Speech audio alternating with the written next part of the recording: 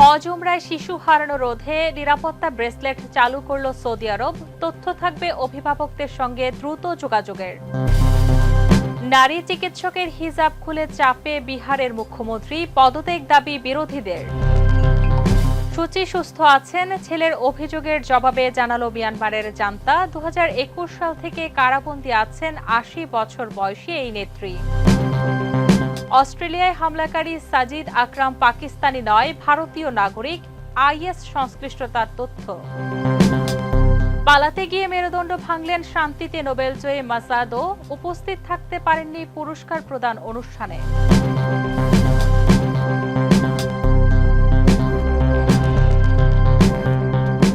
দর্শক, আমন্ত্রণ মাই TV I নিউজে। এতক্ষণ দেখছিলেন শিরোনাম, সাথে আছি আমি শাহিলি আক্তার। কালার এক্সপার্ট, জর্জ স্যাপ এবং মাইল্ড অন হ্যান্ডস টেকনোলজি সমৃদ্ধ অরিক্স ক্রিস্টাল ওয়াশ আপনার লন্ড্রি এক্সপার্ট। হজ ও উমরা মৌসুমে শিশুদের নিরাপত্তা নিশ্চিত করতে মক্কা ও মদিনায় পরিচয় সংবলিত নিরাপত্তা ব্রেসলেট চালু করেছে সৌদি কর্তৃপক্ষ। ব্রেসলেটে অভিভাবকদের যোগাযোগের তথ্য থাকবে, যাতে কোনো শিশু হারিয়ে গেলে দ্রুত তাকে পরিবারের কাছে ফিরিয়ে দেওয়া যায়। গুরুত্বপূর্ণ প্রবেশপথে এসব ব্রেসলেট বিতরণ করা হচ্ছে এবং কর্তৃপক্ষ অভিভাবকদের এই সেবা গ্রহণের আহ্বান জানিয়েছে। বিস্তারিত রিপোর্টে। Oh Allah the Almighty, Allahu Allah. হজ ও উমরার মৌসুমে শিশুদের নিরাপত্তা জোরদার করতে নতুন ব্যবস্থা চালু করেছে সৌদি আরব কর্তৃপক্ষ। মক্কার গ্র্যান্ড মসজিদ ও মদিনার মসজিদে নববী প্রাঙ্গণে শিশুদের জন্য বিশেষ পরিচয় সংবলিত নিরাপত্তা ব্রেসলেট বিতরণ শুরু হয়েছে। হজ ও উমরা পালন করতে আসার সময় শিশুদের হাতে এই ব্রেসলেট পরিয়ে দেওয়া হবে। এতে অভিভাবকের নাম ও যোগাযোগের প্রয়োজনীয় তথ্য সংযুক্ত থাকবে। কোনো শিশু ভিড়ের মধ্যে হারিয়ে গেলে বা দল থেকে আলাদা হয়ে পড়লে এই ব্রেসলেটের তথ্যের মাধ্যমে দ্রুত তার পরিচয় শনাক্ত করে অভিভাবকের কাছে ফিরিয়ে দেওয়াই এই উদ্যোগের উদ্দেশ্য।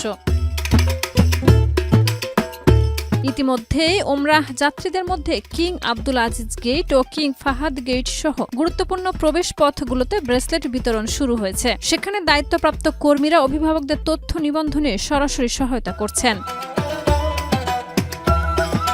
কর্তৃপক্ষ জানায়, হজ ও উমরাহর সময় বিপুল সংখ্যক মানুষের সমাগম ঘটে, ফলে শিশুদের নিরাপত্তা নিয়ে বাড়তি সতর্কতা জরুরি। এ কারণে সব অভিভাবককে এই সেবার আওতায় আসার আহ্বান জানানো হয়েছে। তাদের মতে এই উদ্যোগ অভিভাবকদের মানসিক স্বস্তি বাড়াবে এবং বিশ্বের অন্যতম পবিত্র ধর্মীয় স্থানে শিশুদের নিরাপত্তা নিশ্চিত করতে গুরুত্বপূর্ণ ভূমিকা রাখবে। শাহিদা রুবি, মাই টিভি। এদিকে 1 বছরে সর্বাধিক সংখ্যক মৃত্যুদণ্ড কার্যকরের নতুন রেকর্ড গড়েছে সৌদি আরব। এএফপির হিসাব অনুযায়ী চলতি বছরে এখন পর্যন্ত দেশটি 340 জনের মৃত্যুদণ্ড কার্যকর করেছে। বিস্তারিত প্রতিবেদনে। 2025 সালের শুরু থেকে এ পর্যন্ত 340 জনের মৃত্যুদণ্ড কার্যকর করেছে সৌদি আরব। মধ্যপ্রাচ্যের দেশটিতে 1 বছরে এত বেশি মৃত্যুদণ্ড কার্যকরের এমন নজির এর আগে দেখেনি বিশ্ব। সুদানের এক নাগরিককে হত্যার দায়ে গত সোমবার 3 সৌদি নাগরিকের মৃত্যুদণ্ড কার্যকর করা হয়েছে। এ ঘটনায় চলতি বছর সৌদি আরবে কার্যকর করার মৃত্যুদণ্ডের সংখ্যা দাঁড়িয়েছে 340 জনে। এর আগে 2024 সালে 1 বছরে সর্বোচ্চ 338টি মৃত্যুদণ্ড কার্যকর করার রেকর্ড করা হয়েছিল। এবার ওই রেকর্ড ছাড়িয়ে গেল।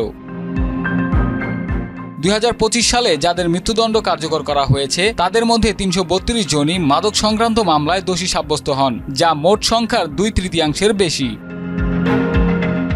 সৌদি আরবে মাদক সংক্রান্ত অপরাধে মৃত্যুদণ্ড প্রদান এবং সাজা দ্রুত কার্যকর হওয়ার প্রবণতা বেড়েছে। মানবাধিকার সংগঠন অ্যামনেস্টি ইন্টারন্যাশনালের তথ্য অনুযায়ী চীন ও ইরানের পর সৌদি আরব 2022, 23 ও 24 সালের বিশ্বে 3য় সর্বোচ্চ মৃত্যুদণ্ড কার্যকর করা দেশ। 2024 সালে সৌদি আরব রেকর্ড 338 জনের মৃত্যুদণ্ড কার্যকর করেছিল। 1990 সাল থেকে অ্যামনেস্টি ইন্টারন্যাশনাল সৌদি আরবে মৃত্যুদণ্ড কার্যকর করার তথ্য অনুসরণ ও নথিবদ্ধ করা শুরু করে। জাতিসংঘের তথ্য অনুযায়ী সৌদি আরব মধ্যপ্রাচ্যে মাদকের অন্যতম বৃহৎ বাজার হিসেবে বিবেচিত। প্রায় 3 বছর স্থগিত রাখার পর 2022 সালের শেষ দিক থেকে সৌদি আরব মাদক সংক্রান্ত অপরাধে মৃত্যুদণ্ড দেওয়া এবং তা কার্যকর করা আবার শুরু করে। এক নারী চিকিৎসকের হিজাব টান দিয়ে খুলে ফেলাকে কেন্দ্র করে বিতর্কে জড়িয়েছেন ভারতের বিহার রাজ্যের মুখ্যমন্ত্রী জনতা দলের নেতা নীতিশ কুমার। এই ঘটনার একটি ভিডিও সামাজিক মাধ্যমে ছড়িয়ে পড়লে শুরু হয় সমালোচনা। বিস্তারিত প্রতিবেদনে। মুসলিম এক নারীর হিজাব টান দিয়ে খুলে ফেলেছেন ভারতের বিহার রাজ্যের মুখ্যমন্ত্রী নীতিশ কুমার। সোমবার পাটনায় সরকারি এক অনুষ্ঠানে এমন ঘটনার পর ভারত জুড়ে তীব্র প্রতিক্রিয়ার সৃষ্টি হয়েছে। এরই মধ্যে এ ঘটনার একটি ভিডিও সামাজিক যোগাযোগ মাধ্যমে ছড়িয়ে পড়েছে। ভিডিওতে দেখা যায় ৭৪ বছর বয়সী জেডিইউ প্রধান নীতিশ কুমার সরকারি একটি অনুষ্ঠানে এক নারী চিকিৎসকের হাতে নিয়োগপত্র তুলে দিচ্ছিলেন। সে সময় তিনি ওই নারী চিকিৎসকের হিজাব টান দিয়ে খুলে ফেলেন। এ ঘটনার পর সেখানে উপস্থিত কয়েকজনকে হাসতে দেখা যায়। একই সঙ্গে বিহারের উপমুখ্যমন্ত্রী সম্রাট চৌধুরীকেও নীতিশকে থামানোর চেষ্টা করতে দেখা যায়। এদিকে মুখ্যমন্ত্রীর এমন কর্মকাণ্ডে তার মানসিক অবস্থা নিয়ে প্রকাশ্যে প্রশ্ন তুলেছে বিরোধী দলগুলো। এ ঘটনাকে জঘন্য হিসেবে অভিহিত করে নীতিশ কুমারের পদত্যাগের দাবি করেছে কংগ্রেস।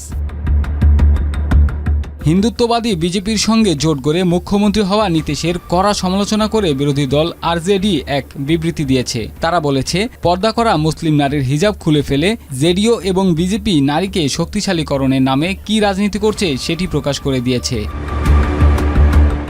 এর আগেও বিতর্কে জড়িয়েছিলেন নীতিশ কুমার। গত নভেম্বরের বিহার বিধানসভা নির্বাচনের কয়েক সপ্তাহ আগে এক জনসভায় এক নারীকে মালা পরানোর ভিডিও ভাইরাল হলে সমালোচনার মুখে পড়েন তিনি।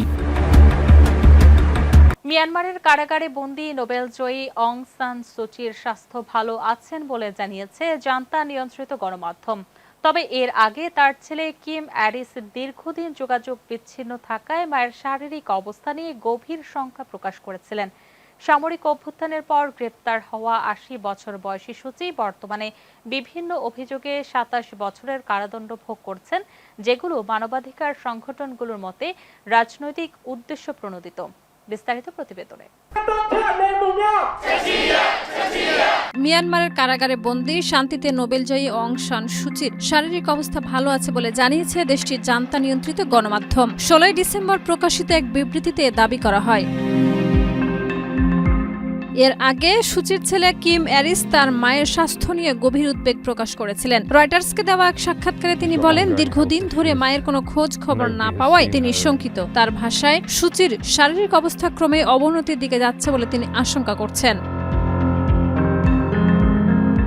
উদ্বেগ প্রকাশ করে কিম অ্যারিস আরো বলেন, তার মা মারা গেলেও হয়তো তিনি জানতে পারবেন না। এমনকি তিনি আশঙ্কা করেন তার জানা মতে সুচি হয়তো আর জীবিত নাও থাকতে পারেন। ছেলের বক্তব্যের পরদিনই জান্তা পরিচালিত মিয়ানমার ডিজিটাল নিউজ একটি বিবৃতি প্রকাশ করে। সেখানে সম্মানসূচক উপাধি ব্যবহার করে বলা হয়, দাও অং সান সুচির স্বাস্থ্য ভালো রয়েছে। তবে বিবৃতিতে তার শারীরিক অবস্থার বিস্তারিত কোনো তথ্য দেওয়া হয়নি।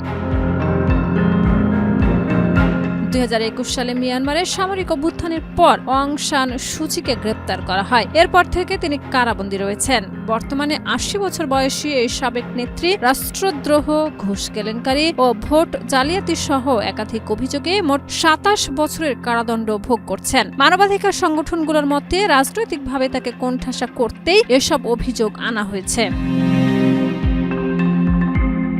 Shahida Ruby, MyTV. অস্ট্রেলিয়ার সিডনির বন্দাই সমুদ্র সৈকতে হনুড্ডা উদযাপনের সময় সংঘটিত বন্দুক হামলায় ১৫ জন নিহত হন।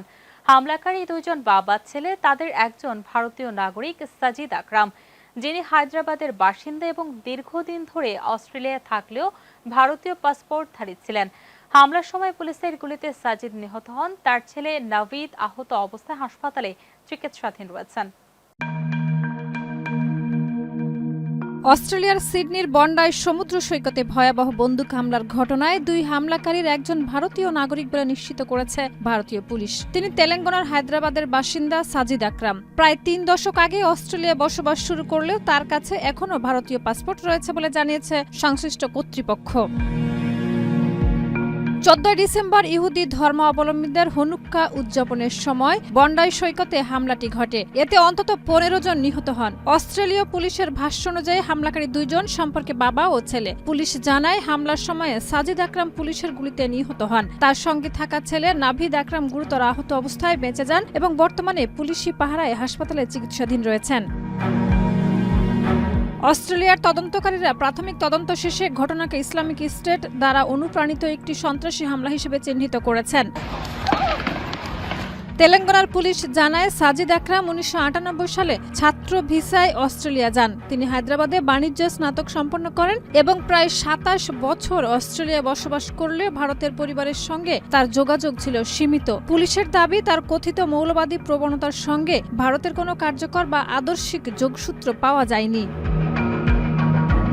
তদন্তে জানা গেছে, পারিবারিক বিরোধের কারণে হায়দ্রাবাদে থাকা পরিবারের সঙ্গে তার সম্পর্ক ছিন্ন হয়। অস্ট্রেলিয়ায় তিনি ইউরোপীয় বংশোদ্ভূত এক নারীকে বিয়ে করেন এবং 2 সন্তান অস্ট্রেলিয়ার নাগরিক। অস্ট্রেলীয় কর্তৃপক্ষ বলছে, হামলাটি ইসলামিক স্টেট দ্বারা অনুপ্রাণিত সন্ত্রাসী হামলা হিসেবে তদন্ত করা হচ্ছে। Shahida Ruby, MyTV. নোবেল শান্তি পুরস্কার জয়ী মারিয়া করিনা মাসাদো গোপনে ভেনেজুয়েলা ছাড়ার সময় নৌকাডুবির মতো এক দুর্ঘটনায় মেরুদণ্ডের একটি হাড় ভেঙে আহত হন। দীর্ঘদিনের ভ্রমণ নিষেধাজ্ঞা ও আত্মগোপনের পর তিনি নরওয়ে পৌঁছালে দেরিতে পৌঁছানোয় নোবেল পুরস্কার প্রদান অনুষ্ঠানে উপস্থিত থাকতে পারেননি তিনি। বর্তমানে তিনি চিকিৎসাধীন এবং ভবিষ্যতে ভেনেজুয়েলায় ফিরে গিয়ে প্রেসিডেন্ট নিকোলাস মাদুরোর কাছে থেকে শান্তিপূর্ণ ক্ষমতা হস্তান্তরের উদ্যোগ নেওয়ার কথা জানিয়েছেন। বিস্তারিত প্রতিবেদনে।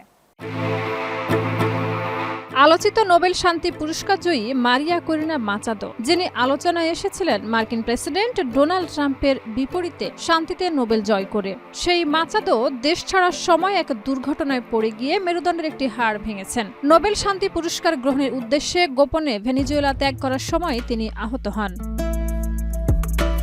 মাচাদোর মুখপাত্র জানান, গত সপ্তাহে একটি ছোট নৌকায় করে দেশ ছাড়ার সময় দুর্ঘটনার শিকার হন তিনি। এতে তার পিঠের একটি হাড়ে ফ্র্যাকচার ধরা পড়ে। সোমবার নরওয়ের একটি গণমাধ্যম এ তথ্যের সত্যতা নিশ্চিত করেছে। কর্তৃপক্ষের আরোপিত প্রায় 1 দশকের ভ্রমণ নিষেধাজ্ঞা উপেক্ষা করে এবং 1 বছরের বেশি সময় আত্মগোপনে থাকার পর অবশেষে নরওয়ে পৌঁছান মাচাদো। তবে নির্ধারিত সময়ের পরে পৌঁছানোয় গত বুধবার অনুষ্ঠিত নোবেল শান্তি পুরস্কার প্রদান অনুষ্ঠানে তার উপস্থিতি সম্ভব হয়নি। নরওয়ের দৈনিক আফটেনপোস্টেন জানিয়েছে, অস্ত্রতে চিকিৎসকদের পরীক্ষায় তার মেরুদণ্ডে একটি ফ্র্যাকচার ধরা পড়ে। নাম প্রকাশে অনিচ্ছুক সূত্রের বরাতে পত্রিকাটি জানায়, নৌযাত্রার সময় বৈরী আবহাওয়ার কারণেই তিনি এ আঘাত পান। মাচাদোর মুখপাত্র রয়টার্সকে বলেন, আফটেন পোস্টের প্রতিবেদনটি সঠিক, তবে এর বেশি বিস্তারিত জানাতে তিনি রাজি নন। এর আগে রয়টার্স জানিয়েছিল, মাচাদো গত সপ্তাহের শুরুতে নৌকায় করে ভেনেজুয়েলা ছাড়েন এবং ক্যারিবীয় দ্বীপ কুরাসাও পৌঁছান। সেখান থেকে তিনি যুক্তরাষ্ট্র হয়ে একটি ব্যক্তিগত বিমানে নরওয়ের উদ্দেশ্যে যাত্রা করেন। এদিকে মারিয়া করিনা মাচাদো জানিয়েছেন, তিনি এবার ভেনেজুয়েলায় ফিরে যেতে চান। তার লক্ষ্য হল প্রেসিডেন্ট নিকোলাস মাদুরোর কাছে থেকে শান্তিপূর্ণভাবে ক্ষমতা হস্তান্তরের পথ তৈরি করা। Shahida Ruby, MyTV. সিরিয়ার ক্ষমতা হারানোর পর বিদ্রোহীদের অভিযানের মুখে গত বছরের ডিসেম্বর মাসে বাশার আল আসাদ রাশিয়ায় পালিয়ে যান। 1 বছর ধরে তিনি পরিবার সহ মস্কোর অভিজাত এলাকায় বসবাস করছেন। বিলাসবহুল জীবনযাপন করলেও রুশ কর্তৃপক্ষের কঠোর নজরদারিতে তিনি রাজনৈতিকভাবে নীরব ও বিচ্ছিন্ন। তার স্ত্রী আসমা আল আসাদের চিকিৎসা চলছে এবং সন্তানরা মস্কোর জীবনে মানিয়ে নিয়েছে। রাশিয়া তাকে নিরাপত্তা দিলেও কোনো রাজনৈতিক কর্মকাণ্ডে যুক্ত হতে দিচ্ছে না। বিস্তারিত প্রতিবেদনে। সিরিয়ায় বিদ্রোহীদের সামরিক অভিযানের মুখে গত বছরের ডিসেম্বর মাসে দেশ ছেড়ে রাশিয়া আশ্রয় নেন ক্ষমতাচ্যুত প্রেসিডেন্ট বাশার আল আসাদ। সেই সময় থেকে 1 বছর ধরে তিনি মস্কোয় অবস্থান করছেন। তবে নির্বাসিত জীবনে তার দিন কিভাবে কাটছে তা নিয়ে দীর্ঘদিন ধরে নানা জল্পনা ছিল। সরকার পতনের 1 বছর পূর্তিতে ব্রিটিশ দৈনিক দ্য গার্ডিয়ান প্রকাশিত এক প্রতিবেদনে মস্কোয় আসাদের বর্তমান জীবনযাত্রার বিস্তারিত চিত্র তুলে ধরা হয়েছে। প্রতিবেদনে বলা হয়েছে, পরিবার নিয়ে বিলাসবহুল পরিবেশে বসবাস করলেও তিনি কার্যত রাজনৈতিকভাবে নিঃসঙ্গ। একই সঙ্গে পুরনো পেশা চক্ষু চিকিৎসায় ফিরে যেতে নতুন করে পড়াশোনায় মনোযোগী হয়েছেন আসাদ। প্রতিবেদন অনুযায়ী 2024 সালের 8 ডিসেম্বর ভোরে বিদ্রোহী বাহিনী দামেস্কের দিকে অগ্রসর হলে রুশ সেনাদের সহায়তায় সিরিয়া ছাড়েন আসাদ। প্রথমে তাকে খামিমিম বিমান ঘাঁটিতে নেওয়া হয়, এরপরে সেখান থেকে বিমানে করে মস্কোয় পৌঁছানো হয়। মস্কোর পশ্চিম অঞ্চলের অভিজাত রুবলিওভকা এলাকায় আসাদ পরিবার বসবাস করলেও তারা রুশ কর্তৃপক্ষের কঠোর নজরদারিতে রয়েছে এবং বাইরের বিশ্বের সঙ্গে যোগাযোগ সীমিত। লন্ডনে প্রশিক্ষিত চক্ষু বিশেষজ্ঞ বাশার আল আসাদ বর্তমানে রুশ ভাষা ও চক্ষু বিজ্ঞানে আবারও পড়াশোনা করছেন এবং রাজনীতি থেকে দূরে রয়েছেন। গার্ডিয়ানের তথ্য অনুযায়ী পশ্চিমা নিষেধাজ্ঞার পর পরিবারের বড় অংশের সম্পদ রাশিয়ায় সরানো হয় এবং ক্রেমলিনের কাছে আসাদ এখন রাজনৈতিকভাবে গুরুত্বহীন। রাশিয়া তাকে নিরাপত্তা দিলেও কোনো রাজনৈতিক বা গণমাধ্যম কার্যক্রমে অংশ নিতে দিচ্ছেন না। এদিকে স্ত্রী আসমা আল আসাদের চিকিৎসা চলছে এবং সন্তানেরা মস্কোর জীবনে ধীরে ধীরে মানিয়ে নিচ্ছে। দর্শক, এ ছিল আজকের মাই টিভি আই নিউজ। ধন্যবাদ এতক্ষণ সাথে থাকার জন্য।